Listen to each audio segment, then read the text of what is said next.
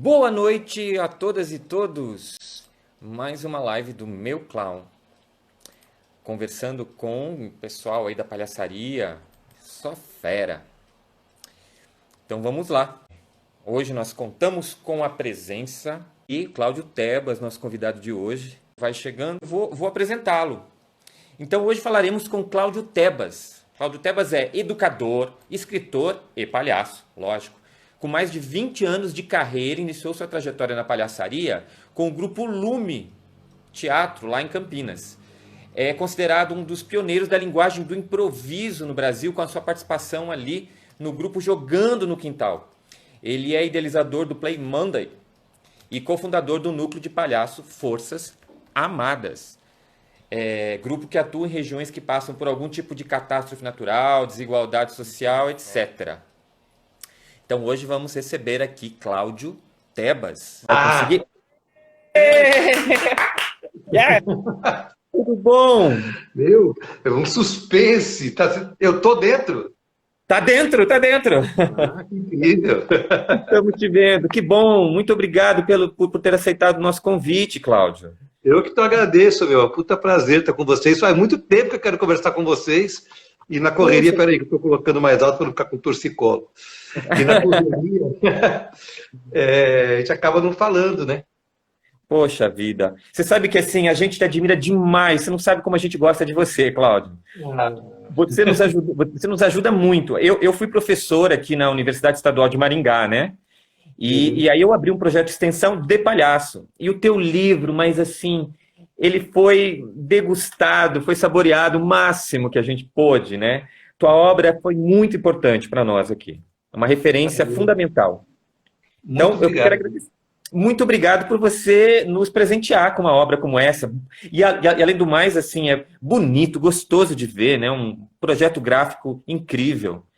Parabéns e muito obrigado, viu? Obrigado, obrigado. Eu acho incrível. Você muito generosamente me mandou foto do livro hoje, comentando como vocês tinham estudado ele. Eu acho interessantíssimo, porque muitos grupos de palhaços me falam dele, e na verdade eu escrevi esse livro pensando em crianças também, porque ele faz parte de uma coleção de livros infantis.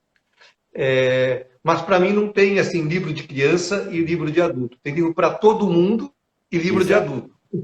O livro para criança é para todo mundo, o do adulto para temática e linguagem não. Então fico feliz que ele acesse desde a criança lá da terceira série e os adultos também, porque eu fiz com essa intenção. Com certeza. A Silvia Leblon acabou de mandar um beijo aqui. Ela falou que é Ah, que bom te ver. delícia, Silvia, Tá mãe de aqui, saudade, mestra querida. querida, querida. Muito bem. Então, eu gostaria de bater um papo contigo, assim, para a gente assim, conhecer o autor, né? Aquela coisa do autor vivo, né? Isso é bom, né? Muitas vezes a gente trabalha com autores que já se foram, tem um autor vivo aí, e além de ator, palhaço, artista, educador, né? Então, a gente queria sugar um pouco do teu conhecimento, Vamos né? trocar, Então, conversar. eu queria saber de você, porque assim, o nosso objetivo com essas lives é conhecer um pouco os palhaços que nos inspiram. Então, eu queria saber de você, como que você começou na palhaçaria, assim, né? Você começou pelo Lume, mas assim, por que que você foi procurar o palhaço? Qual que foi esse... Ah, a Gabriela Argento tá te mandando um beijo também. Ai, saudade da Gabi. A Gabi, um Gabi tá aqui. beijo. Muita saudade. Querida Eu Gabi. fiquei com o gato da Gabi, o Cotoco, lindo, quando ela foi para o circo. Olha só. Eu que adotei o gato dela, ficou comigo até ele ir embora para o mundo dos gatos. Muito bem.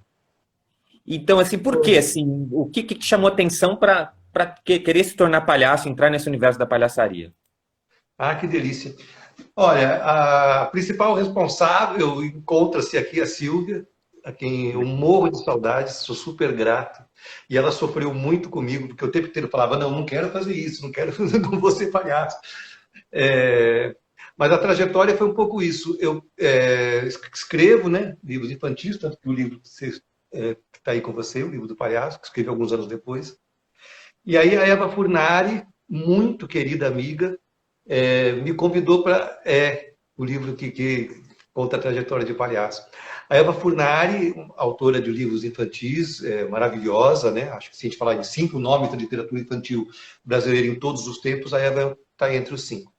E ela me convidou para adaptar um livro para teatro. E eu estava começando assim, me senti super envaidecido com aquilo. À medida que eu comecei a mexer, eu fui percebendo que eu queria mais gente perto para trocar aquilo.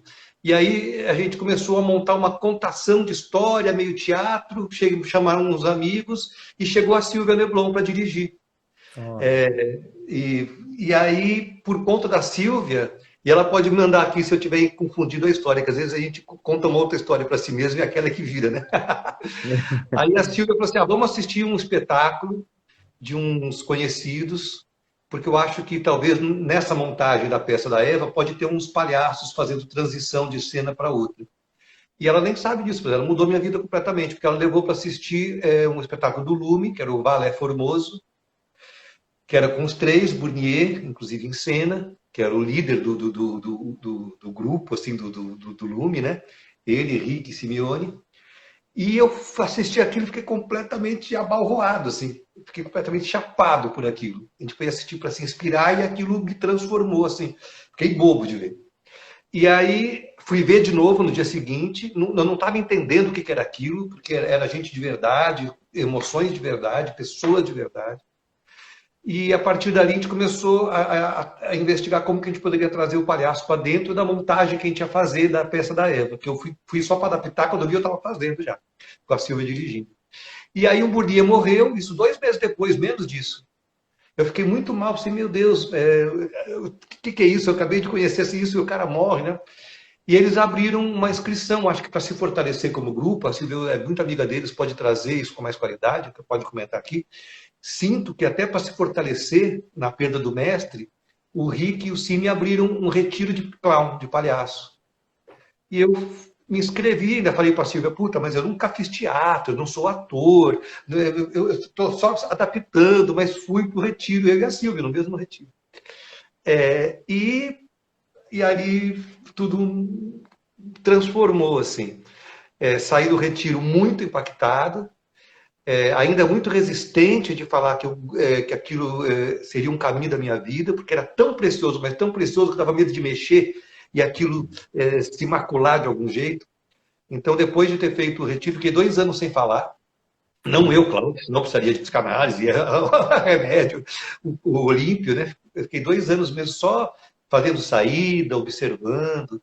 E aos pouquinhos eu comecei a investigar qual seria a minha trajetória de palhaço, porque eu tinha referência de mestres tão incríveis que aquilo me assustava também, sabe? Para mim, ser palhaço era ser tão incrível quanto eles. Mas o caminho foi me mostrando que eu poderia ser o melhor que eu pudesse dar. Muito É bem. isso. E Olímpio, da onde veio esse nome do seu palhaço? Qual a história do nome do seu palhaço? Olha, para você ter uma ideia, eu fui supor e descobrir há pouco tempo atrás. Pra você ter uma ideia, eu sou palhaço desde 95. Mas é por causa do meu nome é Tebas, né? Tem uma Sim. coisa grega, né? Assim, mas embora não tenha nada de grego na minha família, mas o Tebas sugere.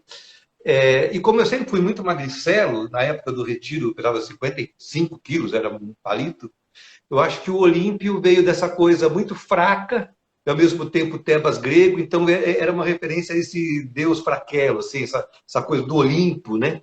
Do Olimpo. Então, Olha que veio um pouco. interessante. Depois caiu a ficha, por causa do Tebas, fraco, mas muitos anos depois, mas acho que é isso. Que legal, muito legal. E assim, para você, quem são seus mestres? Quem que você elegeu assim para mestre? Porque você falou dessa reverência aos mestres. Quais são os que te marcaram? Olha, a gente vai ficando mais velho, vai ficando mais observador do que o mestre é a pedrinha do caminho, né? Eu tenho muitos mestres de palhaço, mas tenho muitos mestres que são guias da minha vida, assim. Mas de palhaço mesmo, a Silvia é uma, talvez ela nem saiba o quanto que ela é importante na minha vida. E me emociono falando disso, porque ela foi proporcionadora de mudança de vida de muitas pessoas.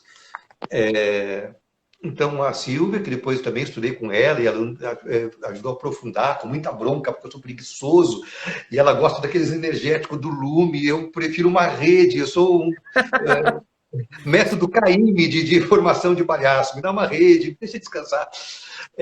Então, o Cine e o Rick do Lume, todos os parceiros lindos do Jogando no Quintal, que aprendi com cada um deles muito ali. Foi uma abertura de descobertas. Moniquinha Marieiros foi minha parceira durante 10 anos, a gente foi para a rua. Então, eu tenho muitos mestres. Mas tenho mestres que não são gente. Tenho mestre que é o tamborzinho. Quando eu comecei a tocar tambor, com 7 anos, nossa, como eu gosto de batucar nisso. Depois eu fui estudar bateria. Então, hoje eu estou conseguindo ser mais generoso em reconhecer. E essa generosidade também de reconhecer que o mestre você agora comigo, o copo de vinho que está aqui do meu lado, também me ajudou a ficar com menos vergonha de quando me chamam de mestre também. Porque isso Entendi. me fez perceber que a gente é mestre e aprendiz o tempo inteiro, o tempo inteiro. Então, antes eu achava um pouco arrogante falar quando me chamavam de mestre e tal. Hoje eu sei que faz parte de um processo de troca muito intenso. Muito legal. Uma das coisas que eu me identifiquei muito no teu livro, logo no começo, quando você conta que quando você era pequeno, você ia assistir ali o Gordo e o Magro, né? E que aquilo já te chamava atenção. E é muito engraçado, me identifiquei muito, porque a mesma coisa, eu sou apaixonado pelo Gordo e o Magro, e eu lembro que eu assistia com meu pai. E hoje meu pai já se foi e tal, e é uma memória tão boa que esses palhaços trouxeram.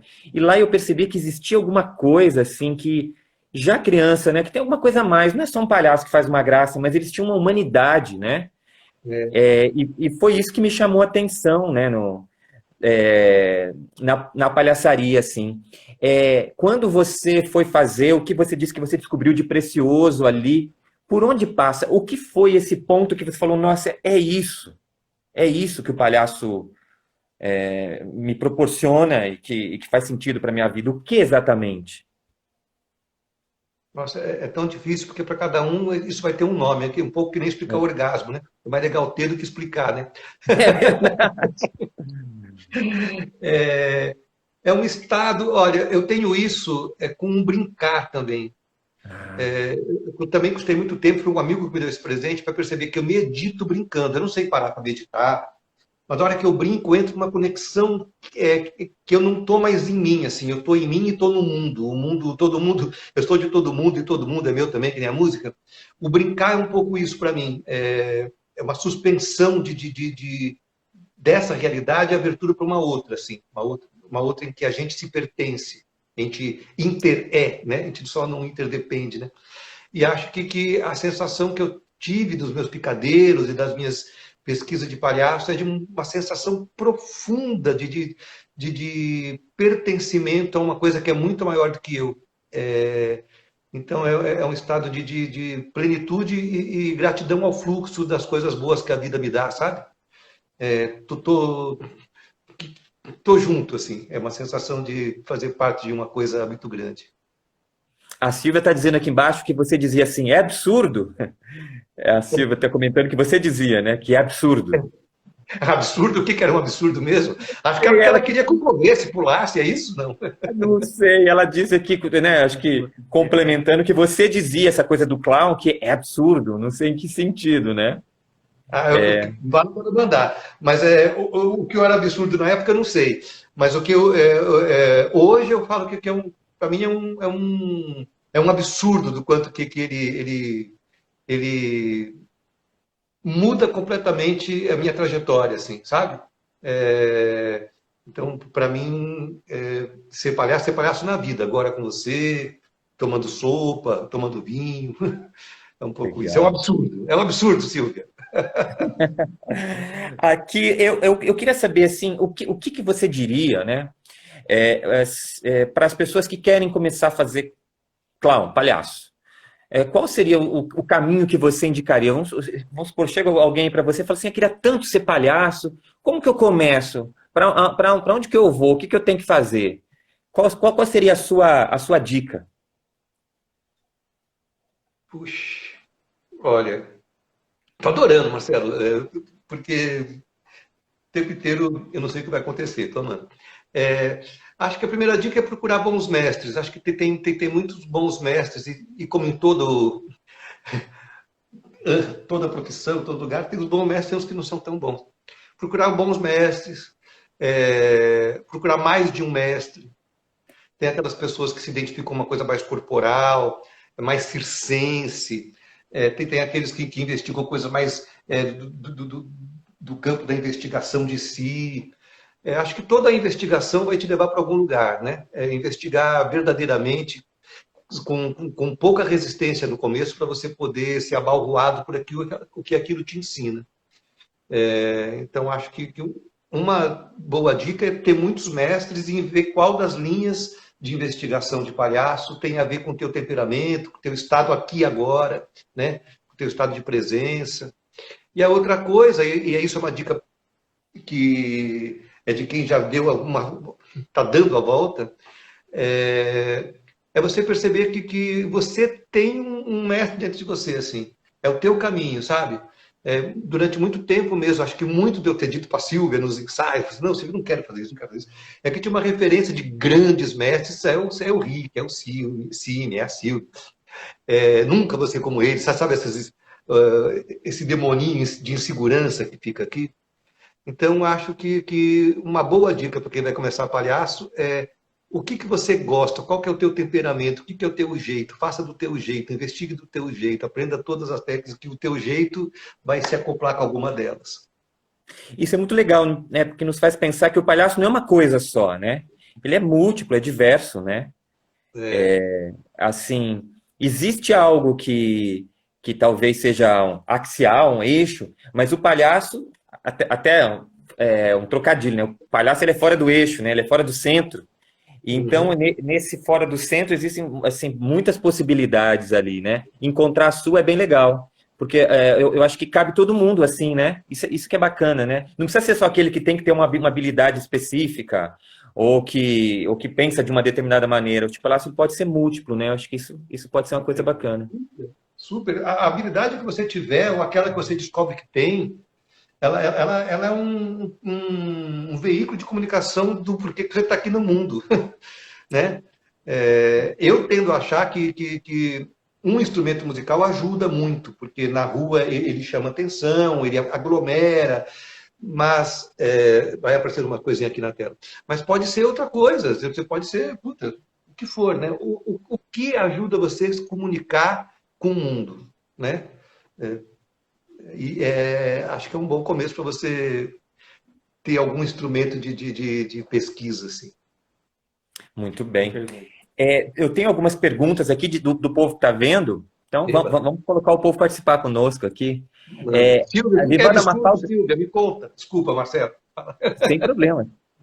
Como foi sentir na sua obra escrita, né, por sinal maravilhosa, ela diz, você tinha noção da magnitude de palhaços que essa obra fosse atingir? Você tinha noção que ia atingir tantos palhaços e que ia ser tão Não. importante? Olha, eu me sinto tão honrado com isso, não. Foi um trabalho muito intenso. Escrever o livro me fez descobrir muito sobre o palhaço que eu gostaria de vir a me tornar ser, assim, porque me fez entrar em contato profundo comigo, com minhas inseguranças, com as minhas convicções. Mas eu escrevi para criança, né? Querendo que o adulto gostasse. Mas hoje eu percebo a virtude dele nessa linguagem simples, porque é difícil falar para criança de uma coisa que é tão complexa, na verdade, né? Porque, para mim, palhaço passa fundamentalmente por perda, por morte. Olha só. Então é difícil traduzir isso para criança, mas acho que justamente por ter sido para criança, me obrigou a acessar, no fazer mesmo, acessar uma linguagem que se tornou mais universal, né? Então eu não tinha ideia, mas fico feliz que muita gente veja. E é muito interessante porque ele é simples, mas ele é muito completo, né? Tem muita informação ali. Como eu disse, eu utilizei tanto na minha dissertação, na minha tese, e todo mundo, né? Às vezes eu vou olhar a tese, eu vou procurar, tá ali, né? Falou de palhaço, tá ali a tua obra. É muito interessante. Você foi muito feliz mesmo na forma, né? Tem mais uma outra pergunta aqui, né? O que fez você continuar com palhaço até hoje? Deve ter tido momentos difíceis. Pergunta, tá ali, Areia Maicon. Os nomes são bem esquisitos aqui. Nossa, muito areia? Gente, Areia Maicon. que É. ótimo. Ela quer saber, então. Olha, é completamente indissociável de mim. Não teria como eu falar assim, então eu vou deixar de ser, porque eu sou. Eu vou ser palhaço se eu for trabalhar no banco, vou ser palhaço se eu for trabalhar em vendas da Avon. Então, é um caminho sem volta.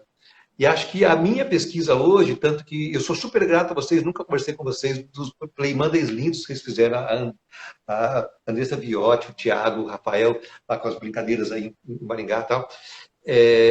A minha investigação muito do palhaço hoje é esse palhaço que está o tempo inteiro. Ainda o nariz é como se fosse um dimmer que amplia a minha liberdade, porque se eu estou de nariz, o público já espera algo diferente. Mas eu tenho procurado investigar, assim, tenazmente mesmo, como que é ter esse olhar esquisito, torto, autêntico, sincero, nas minhas relações o tempo inteiro. Então, ser palhaço é só morrendo que eu vou deixar de ser, não tem outra opção. Verdade. Aí tem outro livro teu aqui, né, junto com... É Dunker Dunker. Ele atende chamando dos dois jeitos, toda hora eu chamo de qualquer um. Acho que é Dunker, mas eu chamo de Dunker. Muito bem. Porque aqui ele coloca ali o palhaço como uma figura, né? Vocês colocam, né? Como uma figura que propicia, que nos sensibiliza para uma escuta, né? Eu também acho que a experiência de ser palhaço nos agrega não só na arte, não só para ser um palhaço de ofício, mas para a gente aprender muita coisa, né? E a escuta aqui, como vocês trabalham aqui nesse livro.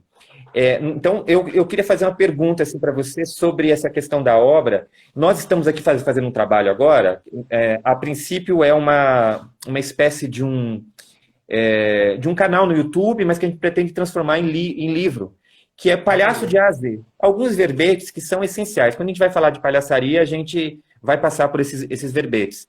E aí eu te peço uma contribuição. Que verbete você acha que não pode faltar quando a gente vai falar de palhaçaria?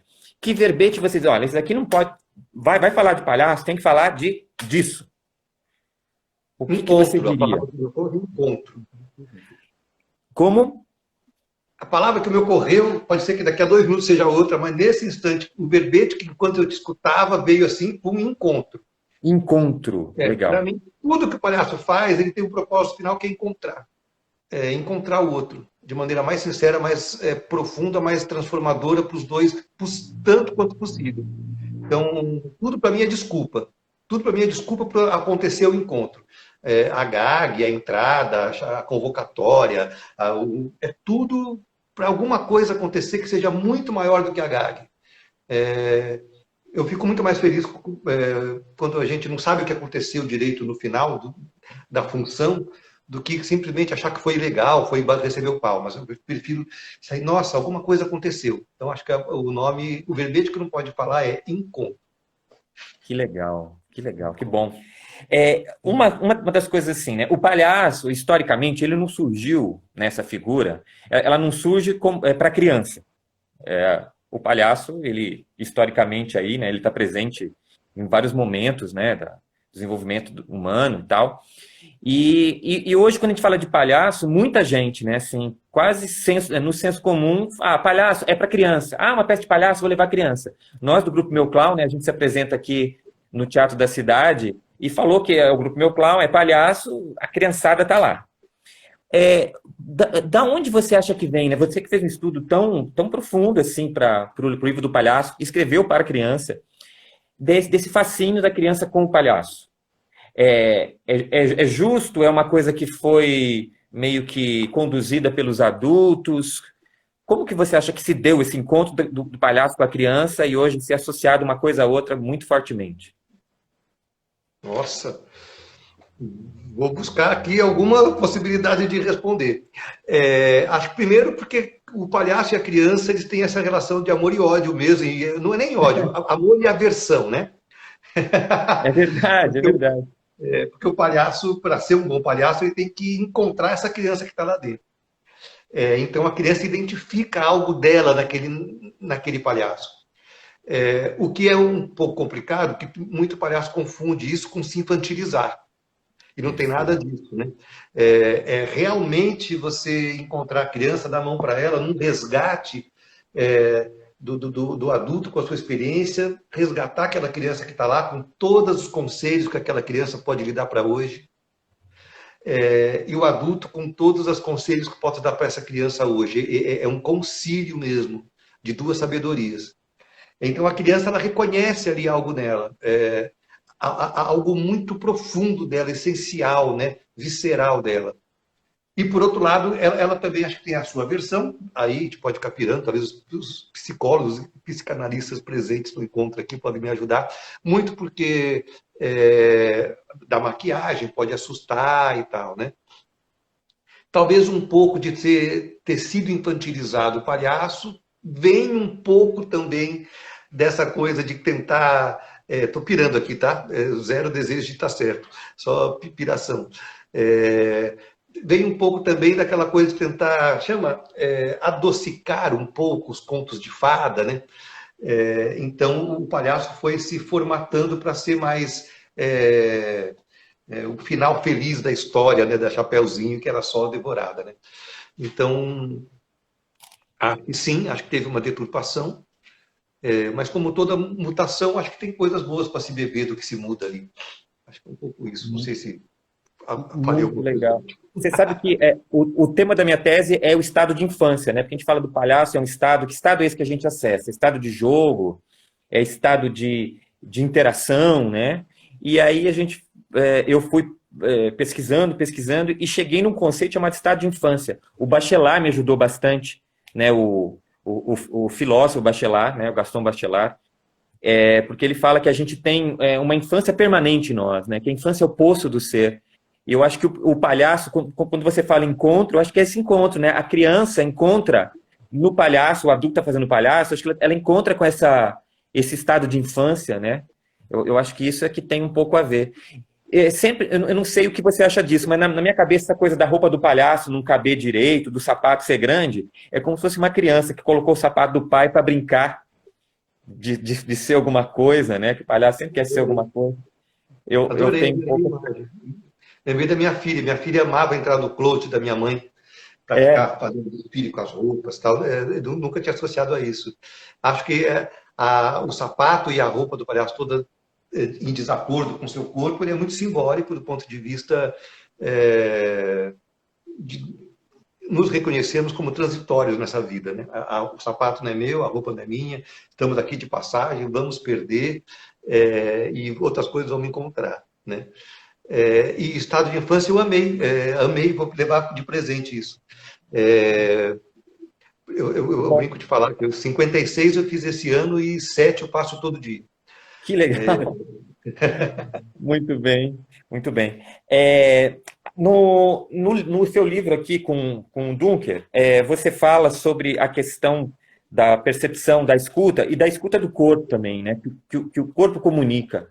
Eu sinto que o palhaço ele é esse sujeito. Eu também, quando eu comecei a fazer palhaçaria, eu fiquei durante um tempo sem falar. Eu fiz minha formação, fiz na Itália, tinha dificuldade ali com o idioma, então não me arriscava muito a falar, voltei, comecei da formação e o ênfase era no corpo, e aquilo era tão legal, porque aquilo comunicava, né? Os filmes mais antigos do Gordo e o Magro, depois eles começam a falar, mas que se comunicavam tanto com a gente, essa coisa da escuta do corpo. Você acha que o palhaço tem isso como uma característica fundamental? Assim, um bom palhaço, ele tem uma comunicação corporal e uma escuta mais apurada com essa questão do corpo? Olha, outro verbete é a escuta. Ah, essa daqui. Acho que não dá para tirar, pelo menos da forma como eu imagino o palhaço, do jeito que eu pesquiso o palhaço, esse palhaço de maneira na busca pelo contato verdadeiro com a vida, com tudo que ela tem de bom, de duro.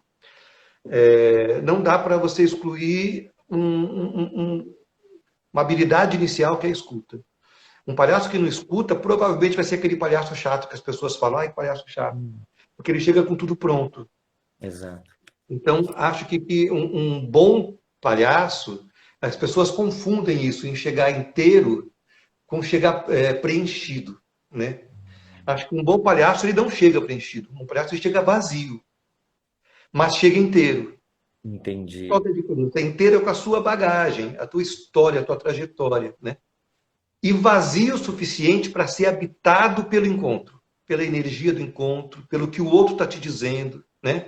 Então você chega com que tudo que você imaginou que seria, mas vazio, porque o que está sendo agora é que é o que é, né? A mala de repertório, de vida, é ela que vai oferecer a quantidade de ordem suficiente para a gente suportar o caos dos encontros, porque todo encontro é imprevisto, né? Então, a escuta do corpo do outro, da energia sua, ela faz parte do tamanho da porta que você vai abrir para ser habitada pelo que está acontecendo. Né? Aquela pessoa ela está com o ombro fechado, acho que ela está cansada. Isso não é consciente. Você faz tanto que você já olha e sabe. Né? Mas a gente ignora isso no dia a dia. Né? Se perguntar aqui para todo mundo que está com a gente, quem aqui já não sentiu muito desconfortável porque a pessoa que está com você falou sim com a boca, mas o corpo inteiro está falando não, né? Então, acho que o palhaço ele tem que exercitar a escuta global, sistêmica, do corpo, energia, né? Para ele conseguir escutar isso, ele tem que estar vazio, mas inteiro. Entendi, que legal, bonita imagem, bonita imagem. Aqui você diz, né, que na arte do palhaço há três momentos: a criação da situação, o aumento da tensão e a solução. Eu queria que você falasse um pouquinho mais sobre isso, porque nós no grupo Meu Clown, a gente fala do 1, 2, 3. O 1 é um tema que se apresenta, o 2, o desenvolvimento do tema, e o 3 é o ápice do tema, onde a gente tem que mudar de tema, porque aquele se esgotou. Ou a gente encerra a cena, ou eu falo assim, olha, sai no 3, você tem que sair no 3 para sair bonito, né? Eu queria entender se é a mesma coisa, quando você diz... Eu estou te escutando, eu estou adorando conversar e queria que o pessoal também trouxesse os seus olhares. Uma das coisas que eu tenho achado é que, por causa da pandemia, tem tido muita live, todas as lives são feitas de um saber, né? E, na verdade, seria muito mais interessante se fosse live de saberes, né? Eu estou louco para saber o que vocês aprenderem indo para a rua, da sua tese. Eu estou louco para conversar com quem está aqui. Saudade da Gabi, da Silvia. Troca, sabe? Troca mesmo. Eu acho que essa questão dessa tensão que se estica tem muito a ver com time. Eu sou apaixonado por time. Apaixonado. Como eu sou preguiçoso, eu gostaria de ter um time eu queria aprender a fazer tombo, essas coisas. Mas, puta, não, eu vou tomar vinho e vocês caem por mim e eu tomo um golinho de vinho. Então eu vou exercitar o timing de outras formas, que é o jeito de olhar, a palavra certa, o tempo do silêncio. Acho que você percebe que o aprendiz ele vai ganhando experiência quando ele suporta o silêncio, quando ele suporta a dúvida, quando ele deixa o silêncio te contar o que ele está pedindo e não você se impor sobre ele. Acho que isso tem a ver com essa tensão que se estica para um final, né? Então eu comparo isso com a criação de uma promessa, aí esticar o tempo para ter um final. Isso tem bem a ver com psicanálise. Super a ver com psicanálise. Eu nem sei se foi o Christian que escreveu, deve ter sido ele. Mas tem muito a ver com psicanálise, que psicanalista aqui me ajudem a lembrar. Mas é o tempo de ver, um tempo de aprender e momentos de encerrar. Eu acho que é Lacan que falava isso. E isso é time de palhaço. Então, para dar um exemplo, eu contei isso, não sei se o pessoal que está aqui escutou essa história já. Como que eu estudava timing com as minhas crianças, dando aula para pequenininhos, 7 anos, 6. Já contei isso para você? Acho que não, né? Não. Acho que tem a ver com abertura. Se não tiver nada a ver, no final você fala, Cláudio, você viajou, tá? Não faz mal, vamos viajar junto. Mas tem a ver. Essa coisa de começar a esticar o tempo e o tempo de encerrar. Que tem a ver com pesquisa de time. 30 anos dando aula para pequenos e a minha aula era em outra sala. E outra aula. Então ele chegava na minha sala, outra, completamente enlouquecido, porque era uma coisa fora do cotidiano. E aí eu fui desenvolvendo com eles uma coisa que, era tão gostoso e tem, acho que, a ver com isso que você falou. Primeiro dia de aula, vou contando um processo de um ano curto. Primeiro dia de aula, a gente chegava na sala, as crianças... E eu ficava aqui na porta.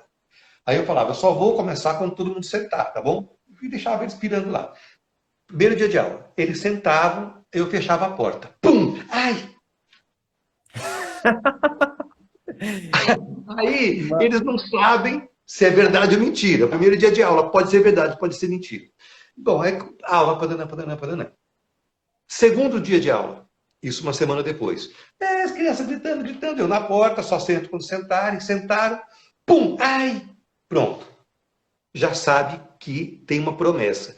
Toda vez que ele bater a porta, ele vai machucar o dedo. Tempo de começar. Próxima semana, eu já começava a esticar um pouco essa tensão. Porque eles sabem já que tem um código estabelecido. Ele vai machucar o dedo. Aquela correria, só vou entrar quando todo mundo sentar. Já sabem que eu vou machucar o dedo, tem essa promessa. Sentavam, pum! Então, gente, ai! Já chegava um ponto dessa coisa, era só no final da aula o grito de dor. Pum! Então, gente, e ficava, cada passo que eu dava, a turma estava esperando.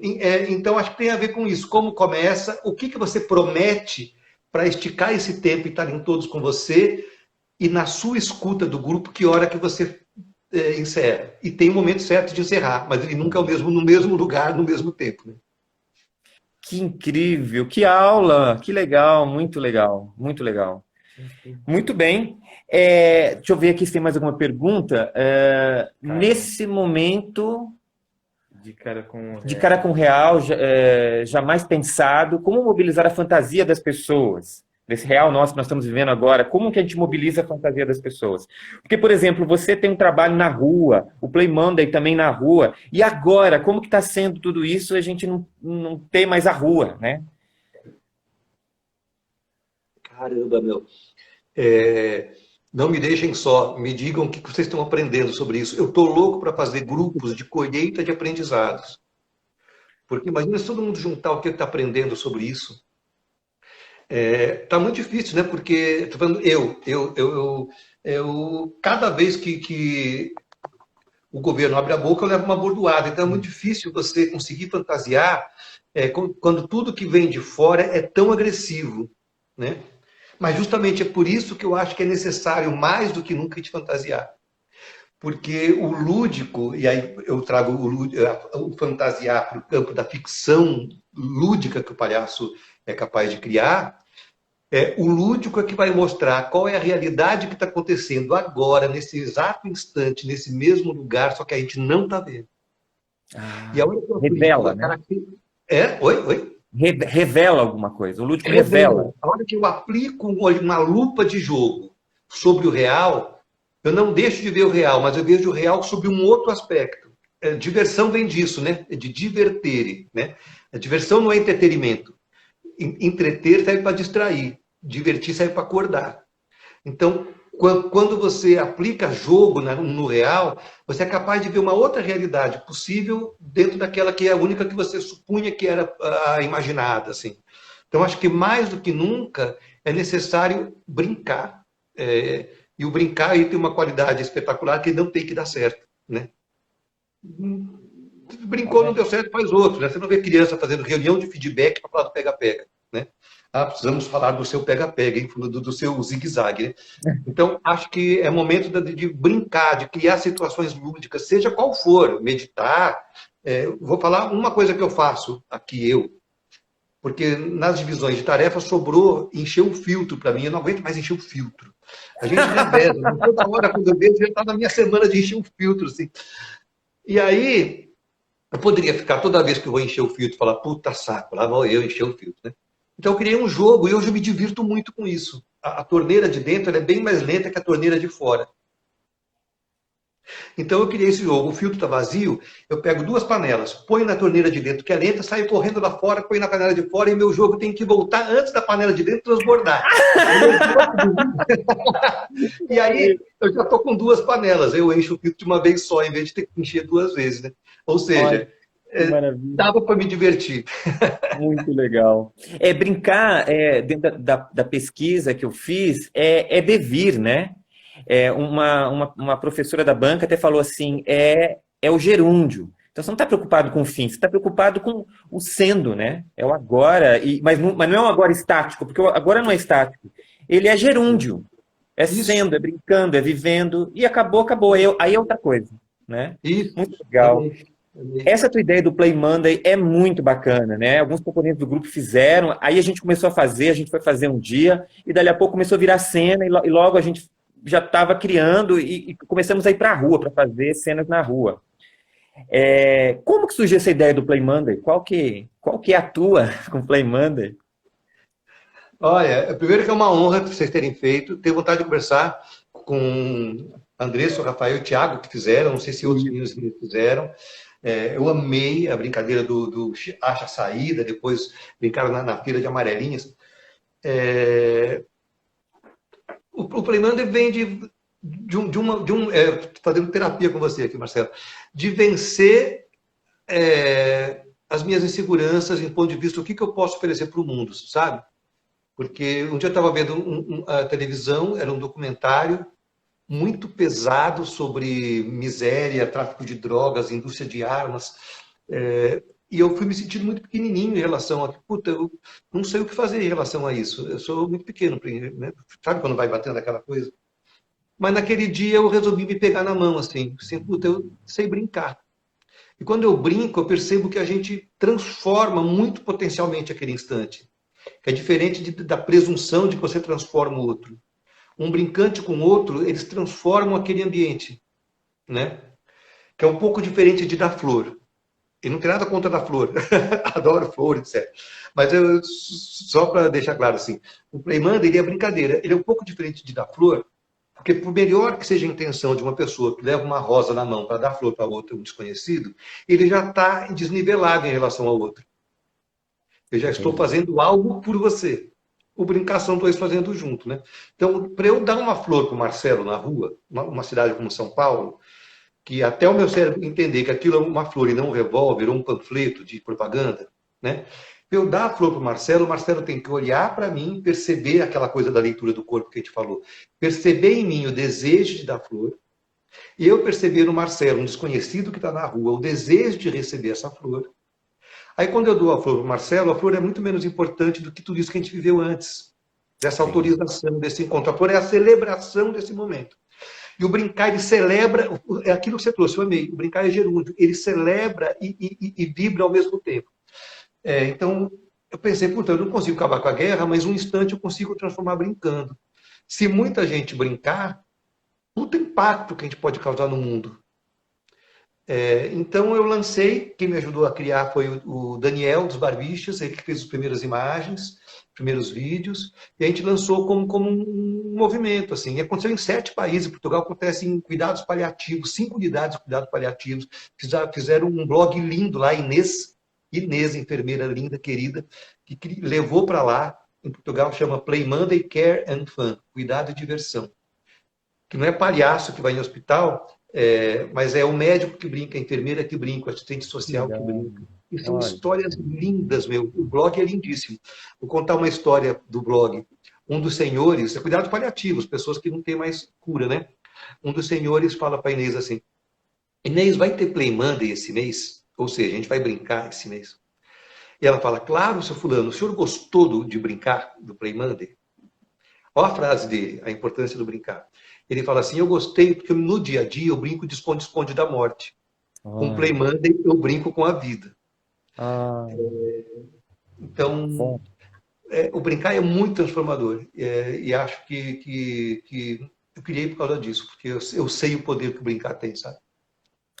Uma das coisas que tem acontecido conosco do Meu Clown, que a gente não está podendo apresentar, né, com gente de carne e osso ali, ir para a rua e tal, a gente inventou uma live matinal de domingo, e onde eu convido outro palhaço para brincar. Então a gente brinca, e quem está assistindo manda palavras, é aquela coisa do jogando no quintal, né, aquele jogo de palavras, você tem que falar na ordem do abecedário, aquela história toda. Ou às vezes a gente fala qual é a música, pensando no Silvio Santos, aquela história toda.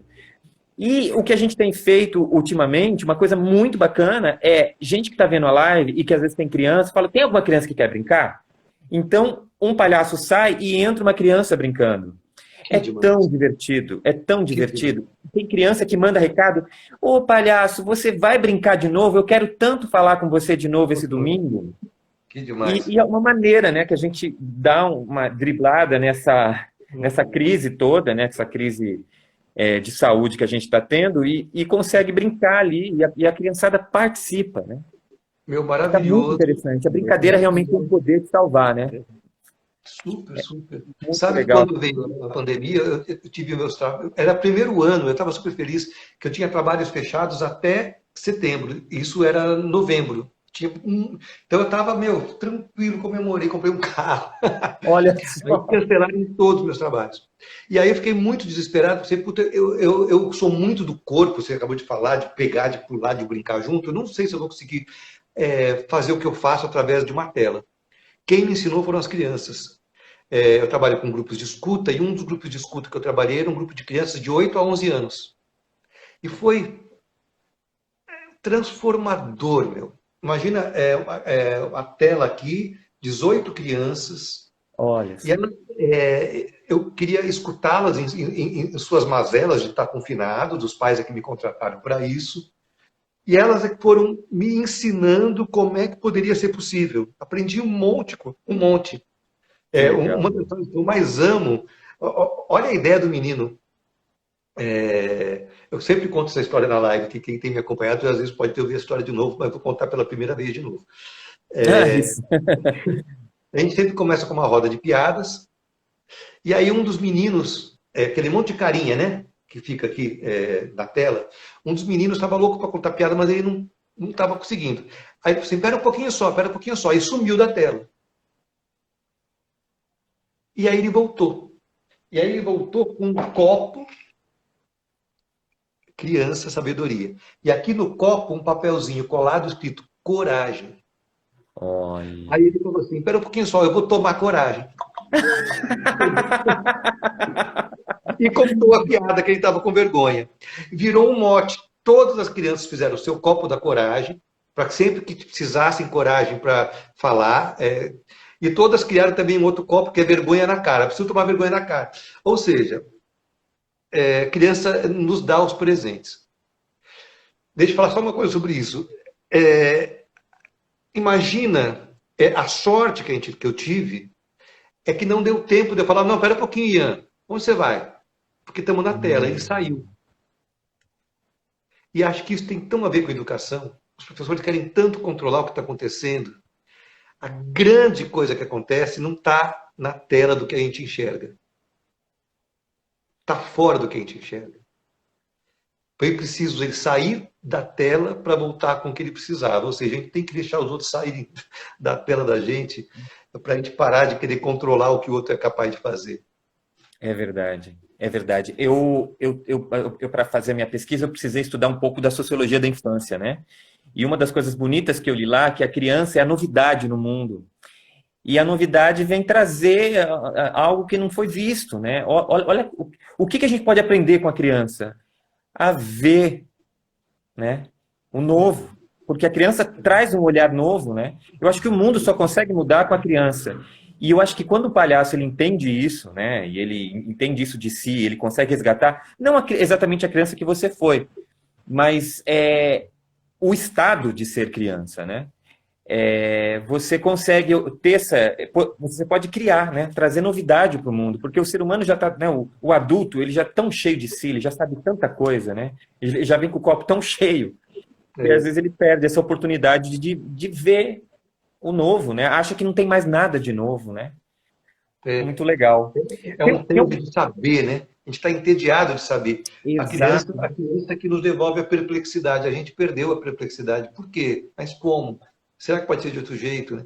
A gente vai se entediando, né? E a gente vai se machucando também. E a criança é que vai nos falar, vai, para de ser bundão, vai, né? Exatamente. Ela não está prevenida, né? Tem uma fala, eu não sei se é tua ou do Dunker, que está no livro do O Palhaço e o Psicanalista, que você diz que. Cadê? Tinha anotado aqui. Que o moralismo é isso? Que o moralista é o antipalhaço. Né? E aí a gente está aí no mundo agora, nesse momento político, né? De um moralismo torto, né? Como que a gente consegue dar o espaço para o palhaço com esse moralismo todo que a gente está aí, né? O que você quis dizer com essa tua frase, né? O moralista é o antipalhaço, isso bateu forte assim em mim.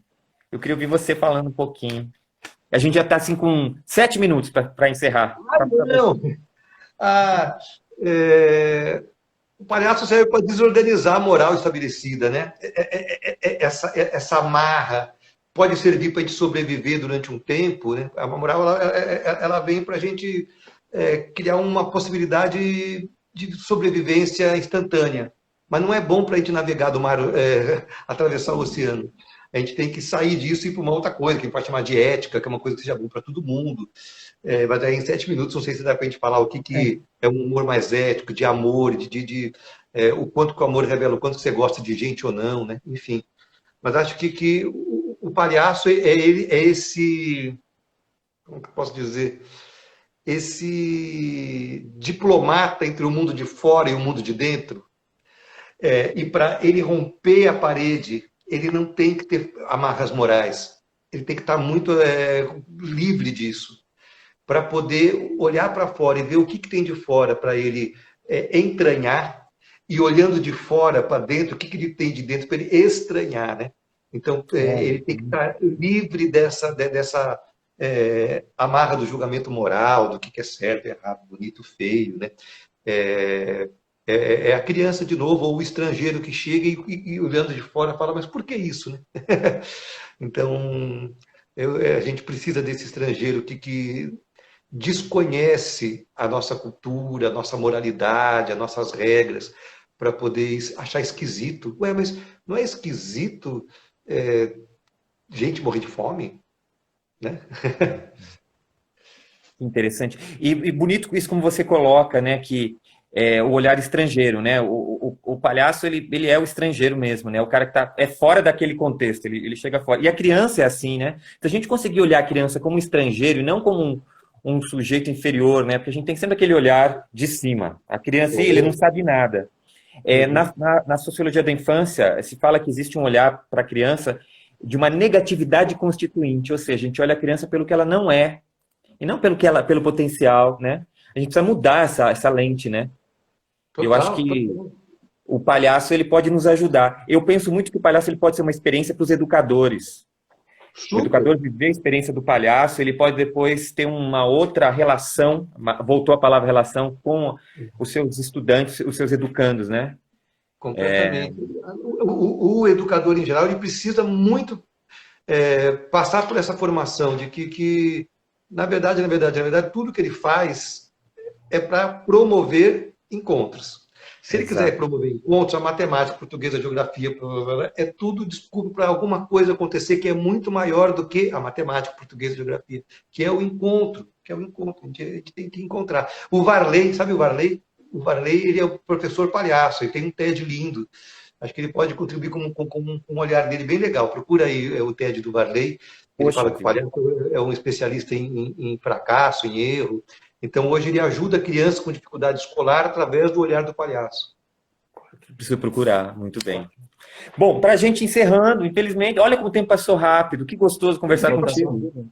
O pessoal está adorando aqui, nossa, um monte de elogio, tal. A gente vai ver se a gente salva tudo isso que o pessoal falou aqui para te mandar. Muito gostoso mesmo. Quero muito, obrigado. Quero conversar com vocês sobre o Play Monday. Me desculpe se a gente não conseguiu conversar antes, mas quero saber. Quero saber porque a Silvia chamou de absurdo. Ela mandou aí, quero saber, Silvia, o que é absurdo? Fala aí. Ela precisa falar, né? Uma pergunta que eu faço para todos os palhaços e todas as palhaças que têm vindo falar conosco aqui é: se o seu palhaço, ou seja, se o Olímpio encontrasse com o nosso presidente hoje, o que ele diria, o que ele faria? O que você acha? Assim? Eu sempre tive medo de trem fantasma. É verdade, eu sempre falou isso, me imaginei naquela curvinha que acende a luz com aquela caveira, assim.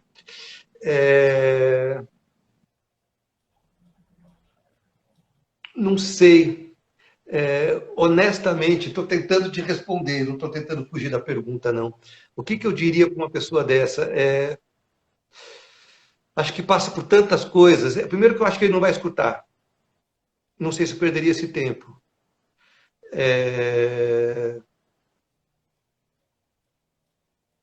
A imagem que me vem, eu sempre brinco isso com o Christian, quando a gente faz palestra junto, que ele cita Freud, eu cito Harry Potter.